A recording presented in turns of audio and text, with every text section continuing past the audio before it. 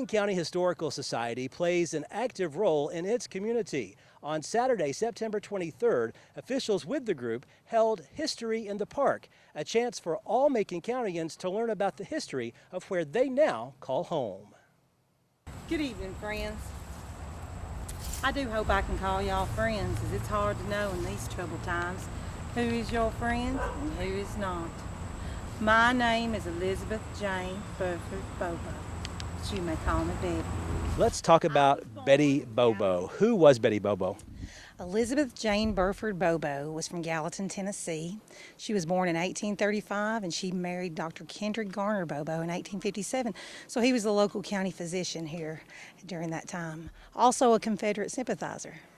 That's where he got into trouble. What kind of trouble? Well, you know, here in Macon County, they were deeply divided, and you know, the northern and eastern part of the county tended to fall in with the Union, whereas the southern part fell in with the Confederacy, and he was definitely a sympathizer, and they are pretty sure, I think that's how he lost his life.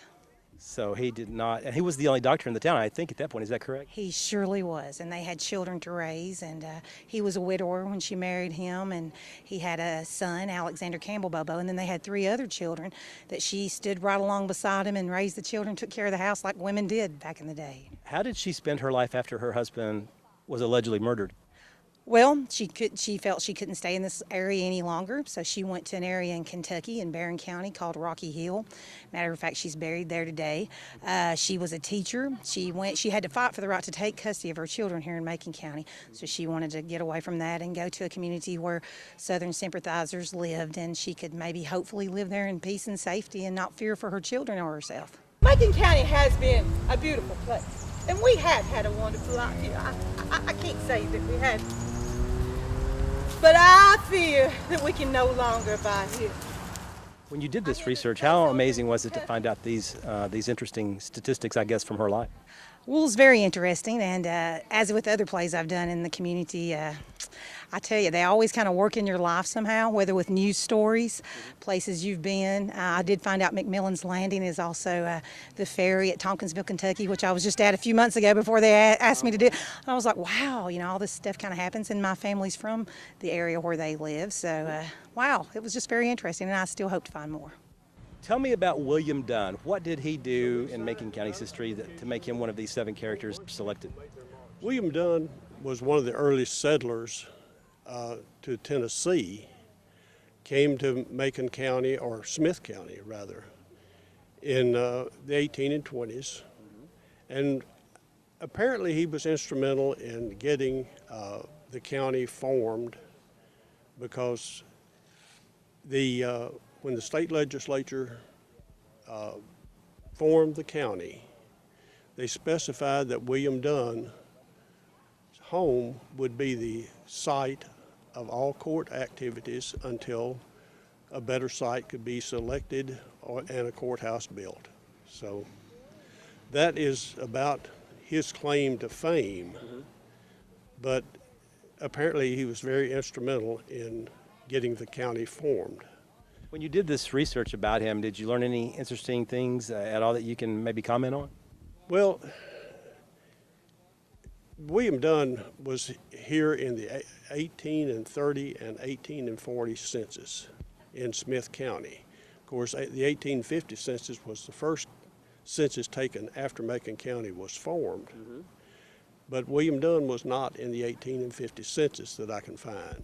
So he had his part in the 1840s, and then seems to have either died because he was an old man about the 1840s. How interesting and how neat was it for you doing this research and learning more about the county where you call home now?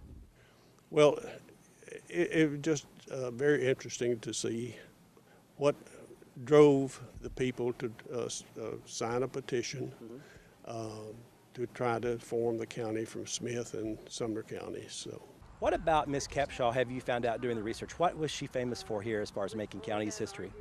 I wouldn't know to say she was famous, but she was the wife of Jonathan Capshaw, who had a mill in the area, and the mill was sort of the conversation place where the men met to have conversation and argue also. And she did entertaining of sorts, and was just his support team, actually.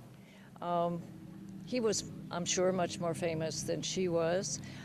I took the part because she is a distant relative of my husband, who was a Parsley, and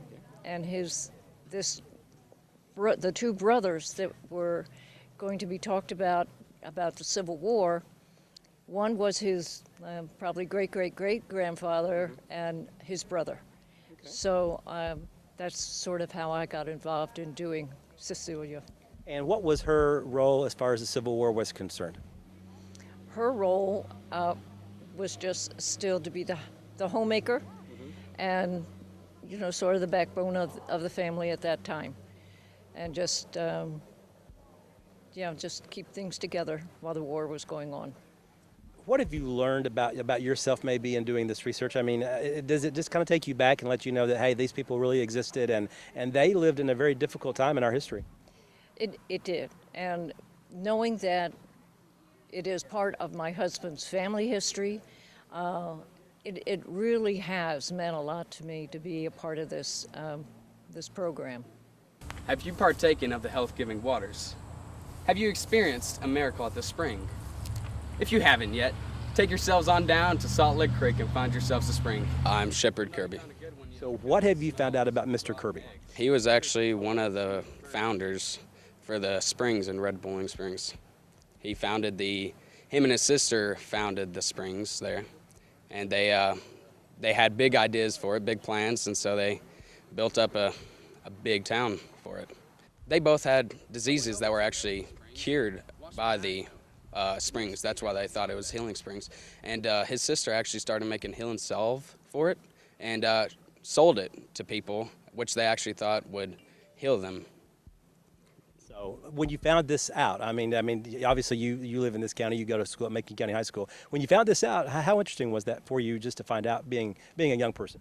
Oh, it was actually very interesting because I didn't know the history at first, but once I found out and how it started and how they actually found the springs and then drew in all the people by building the big hotels, which they have still today, and having all the activities there, which they don't have the springs anymore, I don't think, open. So that's what was the big thing for it. Just as far as being a part of this day, I mean, how exciting is it for you? I mean, is it a pretty cool thing to be a part of? Oh yeah, it's pretty exciting because the Historical Society is trying to start something, and I'd love to be a part of it and help them evolve through the years and get better and better as it goes. And maybe even get kids your age involved too. Do you think that'd be a good idea? Yeah, I think it'd be good because there's not many things to do up in Macon County. So it's like, yeah, it would be cool to have more peers do it.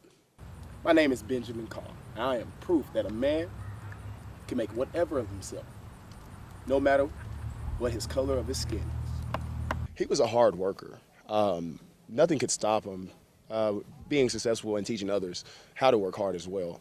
So that's what made him stand out the most, was his work ethic and teaching others how to work hard as well. Yeah, he was a slave, is that correct? He was a slave, and his dad was the slave owner, actually. Jordan Carr is his name. And what did you learn about him as he got older, when the Civil War had ended and he became a free citizen of this country? What did he do after the war? He knew he had already made a difference, so he wanted to make that impact even larger. So he basically started a school for Negroes to teach other Negroes how to farm and take care of themselves and their families. And what is that school's name today? Today, Tennessee State University. In Nashville, Tennessee. A few people might have heard of that university, do you think? Yeah, just a couple people. Kind of ironic. Do you think that someone from this county was actually able to help start a primarily African-American university, and when it first started at least? Incredible, and that's really why I'm excited about playing this part. What did you learn about yourself when you're doing a little bit of the research? I mean, does it make you appreciate being an African-American male today in today's society? Maybe how much better off you would be than he was, obviously, when he was your age. Oh yeah, and I'm very appreciative, especially when I'm doing research of this extent and seeing where it started and who paved the way for me as an individual. So, yeah, he did a great job. Well, howdy there. Could I interest one of you in one of these here guns? Maybe come after a bit of my medicine. Tell me about Tully Brickhouse. What have you learned about this gentleman? He was a herb doctor and gun dealer in Macon County back in the early 1800s. So what did you learn about his life after he obviously Macon County became a county in 1842, I think it was. What did he do after Macon County was formed? Well, that was his life. He was a wanderer. He owned a little over 700 acres in Macon and Smith counties. He was known for his herb healing, and he would walk clear to Nashville for his gun parts. Oh, wow. And you know, it's amazing to think about somebody being able to do, well, I guess what he did was his profession in those years. Was that fairly common, or was he basically the only one that we had around in this area? That I found, he was the only one that basically did that. But he was also known as a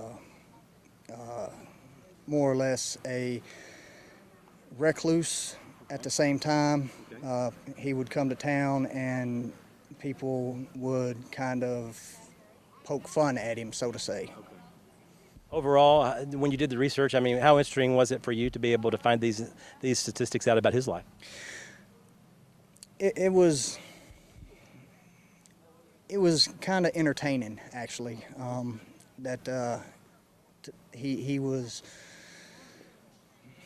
He was on both ends of the spectrum. People went to him when they needed him and made fun of him behind his back. Tell me who Marcus Woodcock was. Marcus Woodcock was born in September 1842 in the northern part of Macon County, in fact in the Enon community to be exact. Now he attended what was called then the Enon Free School, and actually when he was 16 he taught a little while at the Enon School. All right, then he enrolled in the Gamaliel Academy.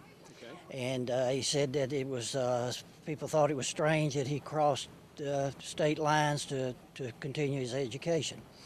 But then again, in, let's see, now I'm going to have to refer to my notes a little bit. In 1861, he crossed the state lines once again to join up with the Kentucky 9th Infantry. He fought for 3 years with the Union soldiers. Of course, he also made the comment that it was kind of troublesome that brothers fought against brothers because part of Macon County fought for the Union, part of Macon County fought for the Confederate. But he fought for 3 years. He missed what was considered well, at the time it was the biggest Civil War battle at that particular time, the Battle of Shiloh, because he had a bad case of the measles. Of course, then later on, the battle at Gettysburg turned out to be the biggest battle of the Civil War. But Mr. Woodcock was in the Kentucky 9th Infantry for 3 years, and then in December of 1864, he got out of the Army. Now, in addition, I mentioned the Shiloh battle. He fought in the Stones River battle, which is close to Murfreesboro. Right. He fought in the battle at Chickamauga and Missionary Hill. That was some of the battles he mentioned that he fought in. He got out of the Army in December of 1864. He said he thought he'd be glad to get out, but then once he got out, he knew he was going to be leaving a lot of the members that he was in service with for 3 years, and he'd never see them again. Okay, he left Louisville, Kentucky on December the 22nd and caught a train to Cave City, Kentucky. From there, he caught a coach to Glasgow, Kentucky, and from there he walked home to the Enon community and arrived home on the morning of Christmas morning. Now, in later years, he became an executive, and that's when I'm going to put my hat on. Okay. He became an executive in the iron and steel business in Nashville, and evidently done pretty good. Of course, back in those days, Barry, if you know, most of them wore hats. Most of the men wore hats. He done real good in the iron and steel business, and he also kind of got into serving God as far as doing a little preaching, the way I understand it. Well, he got really involved with the Baptist Sunday School, and he became a superintendent with the Baptist Sunday School in Nashville, became a treasurer. He loaned his friend $1,200 out of those funds, Baptist Sunday School funds. Well, his friend, shortly after that, died, and the assets was worthless, so he felt it on himself to pay that money back, which put a big burden on him and his family. So he wasn't able to educate his children like he would like to. But then later on in years, like I said, he became really involved in church work, and Mr. Woodcock died in February of 1914 following infection from surgery, and he died at the age of 72. When you've learned all this information about him, I mean, how amazing is it of a life that he probably lived? Well, it's interesting. I mean, you know, what I first thought when he died, I would think 72 years of age back then was a long life. Of course, you know, with the war and everything, I don't know how long the longevity was then as far as age, but it was very interesting. And evidently Mr. Woodcock was a very intelligent man. He apparently done real well after he got out of the service. How important is an event like this, would you say, for this county? Well, I think it's important. I mean, it's very interesting when you really get into studying something like this, just like this Mr. Woodcock. I know a lot of Woodcocks in Macon County. Now, I don't know how they're related to this Woodcock, but by him growing up in the Enon community, I feel like that family tree probably comes on down to the Woodcocks I know. Sure. But yeah, when you get studying some of this, it gets very exciting, really, and you just want to keep on going and keep on reading. And learning more. And learning more, that's correct. No doubt, it was a day designated to learn about the history of some of Macon County's most notable names from the past. A day, thanks in large part to the Macon County Historical Society. Reporting in Lafayette, Barry Hyatt, NCTV.